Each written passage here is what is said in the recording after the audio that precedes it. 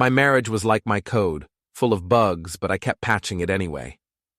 That morning, staring at Chloe across our granite kitchen island, I realized some bugs aren't worth fixing. They're features of a fundamentally broken system.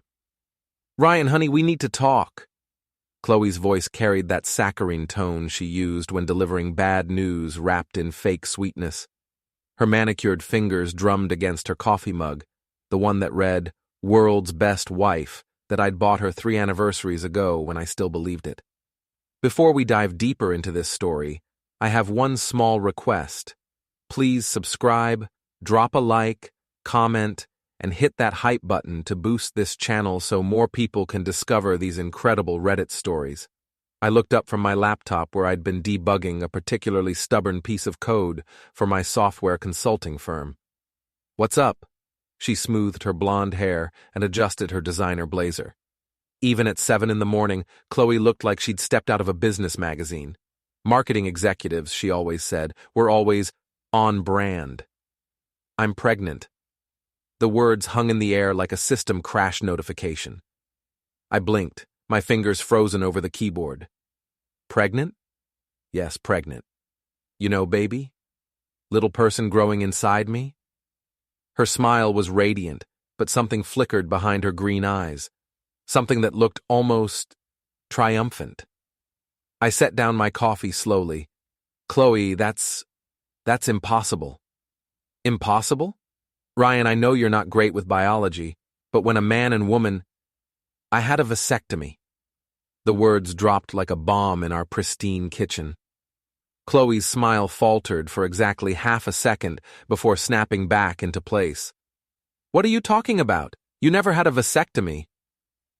I stood up, walked to our home office, and returned with a manila folder. Medical records, discharge papers, follow-up test results. All dated 18 months ago. All confirming that Ryan Mitchell was, medically speaking, shooting blanks. "Surprise," I said, sliding the papers across the granite. "I had it done when you said you weren't ready for kids yet.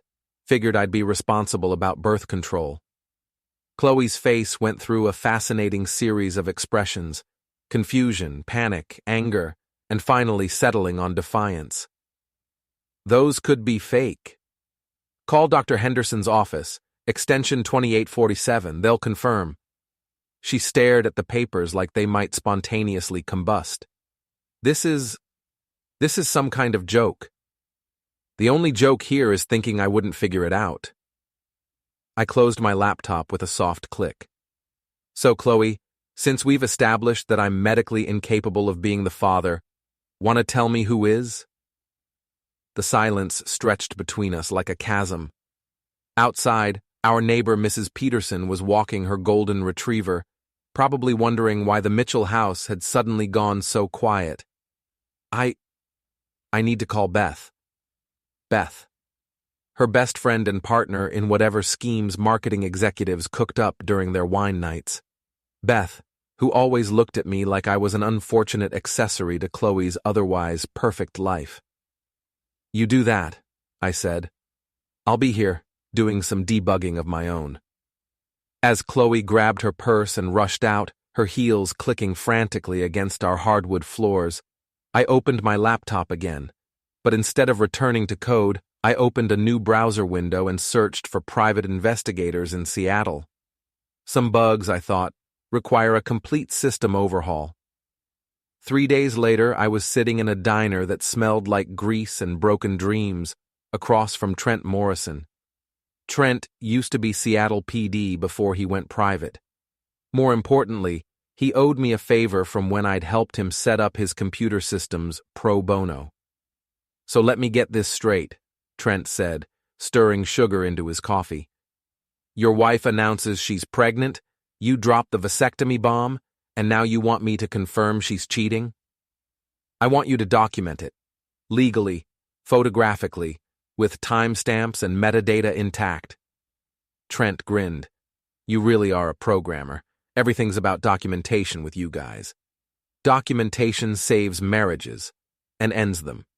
He pulled out a notepad. "What makes you think she's cheating, besides the obvious biological impossibility?" I'd been thinking about this for 3 days, replaying conversations, analyzing behavioral patterns like they were code functions. Late nights at the office that don't match her calendar, new gym membership she never uses but pays for monthly, hotel rewards points accumulating on her credit card when she claims to be working locally, and yesterday I found a man's watch in her car, Tag Heuer. I wear Casio. Could be a client's. The inscription says, "To Jake, love always M." Unless Chloe started signing her name with M, that's not her handwriting. Trent made notes. Jake. Got a last name? Working on it, but I know he's at her company. She's mentioned a Jake in meetings, always with this little smile. Gotcha. What's your endgame here, Ryan? Just divorce? I stared out the diner window at the Seattle drizzle. I want her to understand what it feels like to have your life systematically dismantled by someone you trust. That sounds like revenge. That sounds like justice. Trent closed his notepad. I'll need a retainer. And Ryan? Once I start digging, there's no going back. Sometimes the truth is uglier than you expect. I slid an envelope across the table. The truth usually is. That evening, Chloe came home with takeout from our favorite Thai place. She was being unusually nice, which in our marriage was always a warning sign. How was your day, honey? She asked, unpacking pad thai and spring rolls. Productive. Did some debugging, fixed some problems, started a new project. What kind of project? I met her eyes. Quality assurance, making sure all the systems are running properly. She smiled, but I caught the flicker of uncertainty. That's nice, dear. We ate in relative silence, the only sound the scraping of chopsticks against containers. Finally, Chloe cleared her throat. I've been thinking about what you said, about the vasectomy. Have you? Maybe the procedure failed? I read online that sometimes they don't take. I pulled out my phone and showed her the follow-up test results. Sperm count, 0. Motility, 0. Probability of natural conception, 0.001%. That's lottery-winning odds, Chloe. Her face flushed. Are you calling me a liar? I'm calling you pregnant with someone else's baby. She stood up abruptly, her chair scraping against the floor. I can't believe you're being so cruel about this. This should be a happy time for us. It would be, if it were physically possible for it to be ours. Maybe you should get retested. Maybe you should tell me who Jake is. The name hit her like a physical blow. She actually stepped backward, her hand flying to her throat. What? Jake. Tag Heuer watch. Hotel rewards points. Late-night meetings that aren't on your calendar. Ring any bells? I don't know what you're talking about. Sure you don't. I stood up and started clearing the table. By the way, I called Dr. Henderson's office today. Confirmed my test results, still shooting blanks. So either this is the most miraculous conception since the Virgin Mary, or you've been busy with someone else. Chloe's composure finally cracked. You bastard, you absolute bastard. Interesting choice of words considering the circumstances. She stormed out of the kitchen, and I heard her on the phone in the living room, her voice low and urgent. I couldn't make out the words, but the tone was pure panic. My phone buzzed. A text from Trent. Found your Jake Morrison, senior account manager at Chloe's firm, sending photos tomorrow. You're not going to like them. I smiled for the first time in days. Actually, I thought I was going to like them just fine. Jake Morrison turned out to be everything I wasn't. Tall where I was average, muscular where I was lean, confident where I was analytical. In Trent's photos, he looked like he'd stepped off the cover of Men's Health magazine. The kind of guy who used words like synergy, unironically, and probably had a motivational quote tattooed somewhere on his sculpted torso. The photos were damning. Jake and Chloe entering the Fairmont Hotel. Jake and Chloe at a wine bar downtown, her hand on his thigh. Jake and Chloe in what appeared to be a heated argument outside her office building, him gesturing frantically while she looked around nervously. How long has this been going on? I asked Trent over the phone. Based on the hotel records I managed to access, at least 8 months. Maybe longer. They're not particularly careful about it. 8 months. I did the math. That would put the affair starting right around the time Chloe had suggested I work from home more often. For better work-life balance, she'd said. More like better adultery-life balance. There's more, Trent continued. Jake's married. Wife's name is Linda, 2 kids. And get this, he's got a reputation at the office. This isn't his first rodeo. Meaning? Meaning your wife isn't his first affair. Guy's a serial cheater. Office gossip says he's been through half the marketing department. I felt something cold settle in my stomach. Not jealousy. That would imply I still cared about Chloe romantically. This was something else. The systematic anger of discovering that not only had my wife betrayed me, she'd done it with someone who made a hobby of betrayal. I want to meet him. Ryan, that's not a good idea. I want to look him in the eye. And then what? Beat him up? You're a software developer, not a prize fighter. I'm not going to beat him up. I'm going to introduce myself. That afternoon, I drove to Chloe's office building. I knew Jake's schedule now. Trent had been thorough. He went to the gym in the building's basement every day at 4:30. Apparently, maintaining that magazine cover physique required dedication. I waited by the elevator, dressed in my best business casual, carrying a manila envelope. When Jake emerged from the elevator, towel around his neck and gym bag in hand, I stepped forward. Jake Morrison? He looked at me with the mild curiosity of someone who couldn't quite place a face. Yeah?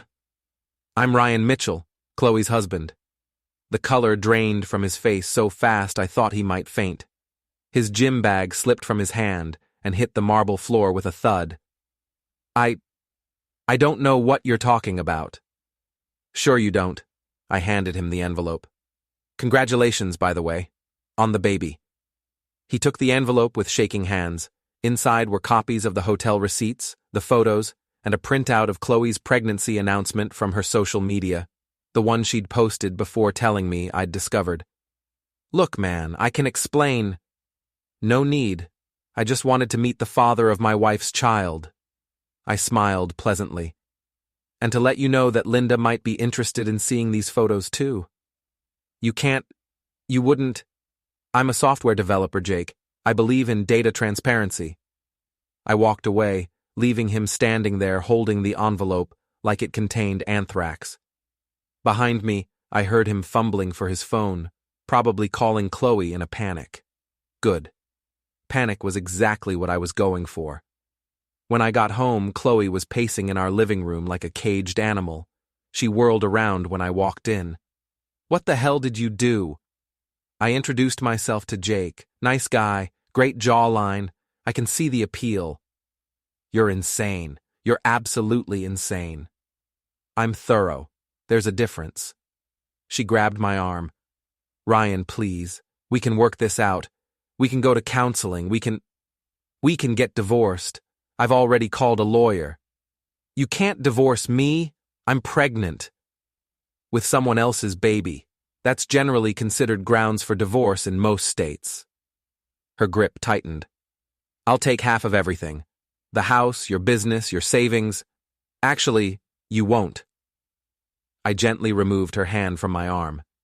See, adultery affects asset distribution in Washington state, especially when it's well-documented adultery, with photographs, and hotel receipts, and DNA evidence.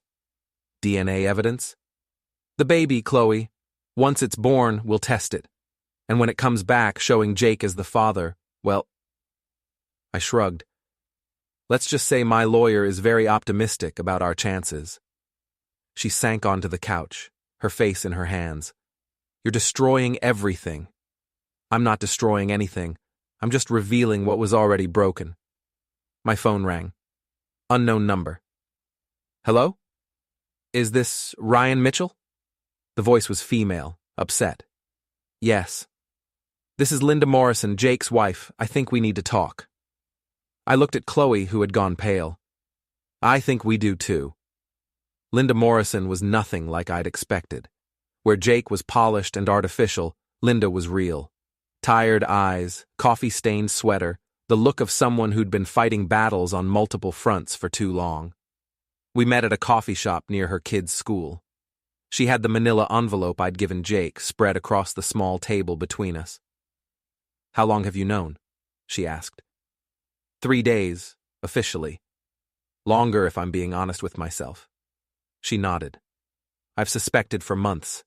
Jake's always been wandering, but I thought maybe this time would be different. We just bought a house, the kids are settled in school." "I'm sorry." "Don't be. I'm actually relieved to have proof." She tapped the photos. "These are admissible in court?" "According to my lawyer, yes. They were taken in public places by a licensed private investigator." "Good." Her voice was steel. "Because I'm going to take Jake for everything he's worth." We sat in comfortable silence for a moment, two people whose lives had been blown up by the same bomb. "What's your plan?" Linda asked. "Divorce, asset protection. Make sure Chloe understands there are consequences for her choices." "That's it?" I thought about it. "I want her to feel what I felt.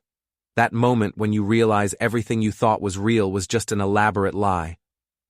Linda smiled grimly. "I can help with that." "How?" "Jake's not just cheating on me. He's cheating on your wife, too." The coffee shop suddenly felt very quiet. "What do you mean?" "Jake's been seeing someone else. A woman named Sandra from their HR department. I found her number in his phone last week." The pieces clicked into place with the satisfying logic of clean code. So Chloe thinks she's his only affair. And Sandra probably thinks the same thing. "And you have proof of this?" Linda pulled out her phone and showed me a series of text messages between Jake and someone named Sandy. The messages were explicit, recent, and left no doubt about the nature of their relationship. "I screenshot everything before confronting him," Linda said. "Old habit." I stared at the messages, feeling something that might have been satisfaction. "Would you be willing to share these?" "With pleasure." That evening, I sat in my home office, surrounded by printouts, photographs, and phone records. It looked like a detective's evidence room, which in a way, it was. Chloe had been unusually quiet since my conversation with Linda. She'd spent most of the day in our bedroom, presumably on the phone with Jake, trying to manage the crisis. Around 8, she emerged and found me in the office. "We need to talk." "We've been talking, you just haven't been telling the truth." She sat down across from my desk. "Okay, yes. I had an affair. Yes, the baby is Jake's. But Ryan, it doesn't have to end our marriage. Doesn't it?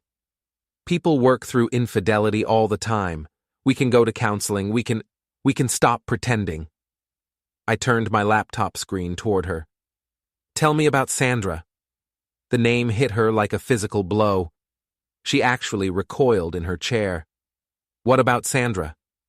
"Sandra from HR. Sandra who's also been sleeping with Jake. Sandra who thinks she's his only affair, just like you did." Chloe's mouth opened and closed soundlessly. "Did you know about her, Chloe? When you were planning your future with Jake, did you know he was also planning a future with Sandra?" That's impossible." I turned the laptop back around and clicked through the evidence. Text messages, photos, hotel receipts. A complete mirror of Jake and Chloe's affair, running parallel for the past 3 months. "Jake's been busy," I said conversationally. 3 women, 2 affairs, 1 pregnancy, that we know of. Chloe stood up abruptly. "You're lying. You faked this somehow. Call Sandra. Ask her about the birthmark on Jake's left shoulder, the one shaped like a crescent moon. I'm betting she can describe it in detail." Chloe's face went white. Apparently, she was familiar with that particular birthmark. "He told me he loved me," she whispered. "He probably told Sandra the same thing. Men like Jake say whatever they need to say to get what they want. You don't understand. What we have is real. What you have is a pattern. You're not special, Chloe. You're just next in line." She grabbed her purse and headed for the door. I'm going to talk to him. I'm going to straighten this out. Good luck with that. After she left, I called Trent. How do you feel about doing a little more surveillance work? What did you have in mind? I have a feeling Jake's about to have a very interesting evening. Multiple women, multiple confrontations, multiple opportunities for documentation. You're enjoying this, aren't you? I thought about it. I'm enjoying the truth finally coming out. Same thing. Maybe it was. The next morning brought chaos in the form of a phone call at 6 a.m. Chloe, sobbing and barely coherent. He's gone, Ryan. He's gone. Who's gone? Jake. He cleaned out his desk, took a leave of absence, and disappeared. His phone goes straight to voicemail. I sat up in bed, instantly alert. What happened last night? I went to his apartment. Linda was there, and Sandra, and... Her voice broke. And another woman I didn't recognize. We all showed up at the same time. Awkward. This isn't funny. He played us all of us. Yes, he did. I'm pregnant with his baby, and he just left. I felt a moment of something that might have been sympathy, might have been. Where are you now? At Beth's. I can't come home. I can't face you.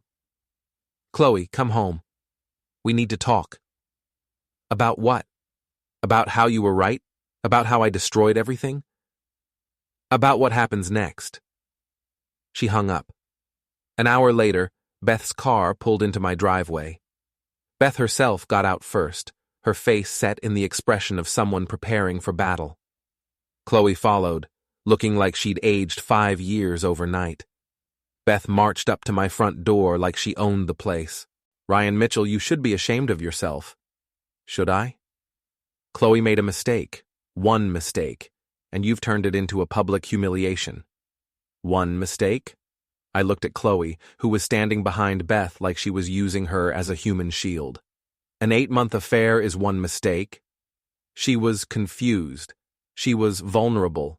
Jake took advantage of that. Jake took advantage of her willingness to cheat on her husband. Beth's face flushed. You men are all the same. You think you own us. I think marriage is supposed to mean something. Apparently, I was wrong. Chloe finally spoke up. Ryan, please, can we just talk, alone? Beth looked like she wanted to argue, but Chloe put a hand on her arm. It's okay, Beth. I need to do this. After Beth left, muttering about men and their egos, Chloe and I sat in our living room. The same room where we'd hosted dinner parties, watched movies, planned our future. Now it felt like a museum of a life that no longer existed. I'm sorry, Chloe said quietly. Are you? Yes. I'm sorry I hurt you. I'm sorry I lied. I'm sorry I got pregnant with another man's baby. But are you sorry you had the affair? She was quiet for a long moment. I don't know. For 8 months, I felt alive. Like I mattered to someone. Like I was exciting and desirable and I made you feel like you weren't? You made me feel like I was furniture. Something that was just there. The words stung because there was truth in them. I had gotten comfortable. I had stopped trying. I had treated our marriage like a stable system that didn't require maintenance. So you decided to find excitement with someone else.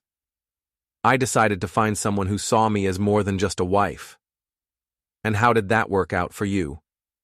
Her laugh was bitter. Jake saw me as exactly what I was, a married woman who was willing to cheat. Nothing more. And now? Now I'm pregnant, unemployed.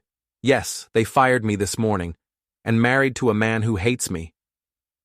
I don't hate you, Chloe. She looked up, surprised. You don't? I hate what you did. I hate that you lied to me for 8 months. I hate that you got pregnant with another man's baby and tried to pass it off as mine. But I don't hate you. Then maybe we can get divorced, amicably. We can divide our assets fairly, and we can both move on with our lives. What about the baby? What about it? It's not mine, biologically, legally, or emotionally. but it's innocent in all this. Yes, it is, and it deserves better than being raised in a home built on lies and resentment. She started crying then. Not the manipulative tears she'd used during arguments, but real grief. The sound of someone finally understanding the full scope of what they'd lost. I've ruined everything, haven't I? You've ended something that was already broken. Maybe that's not entirely a bad thing. My phone buzzed. A text from Trent. You need to see this.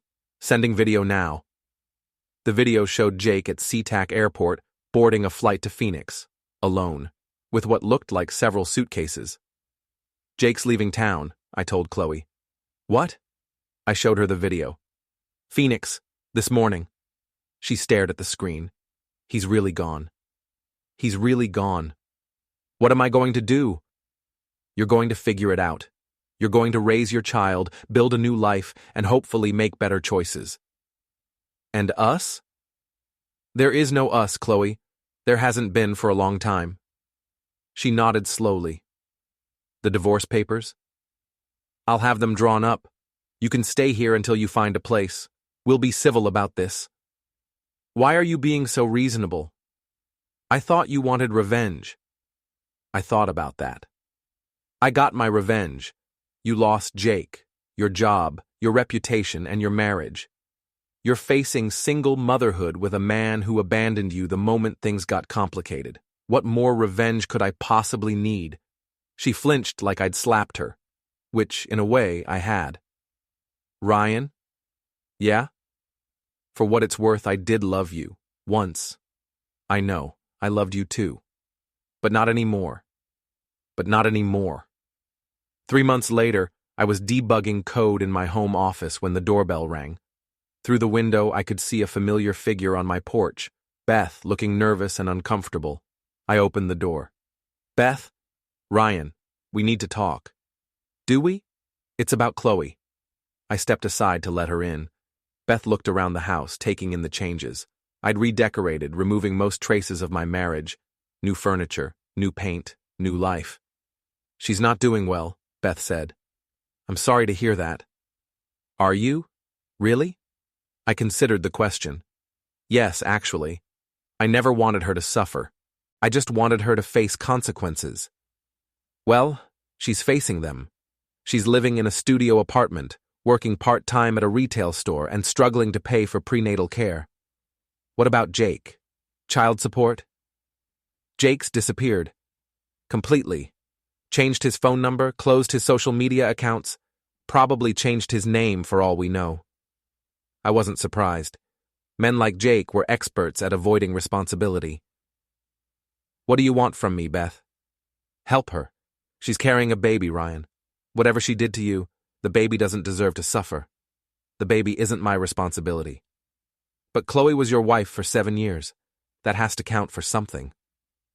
I thought about those 7 years.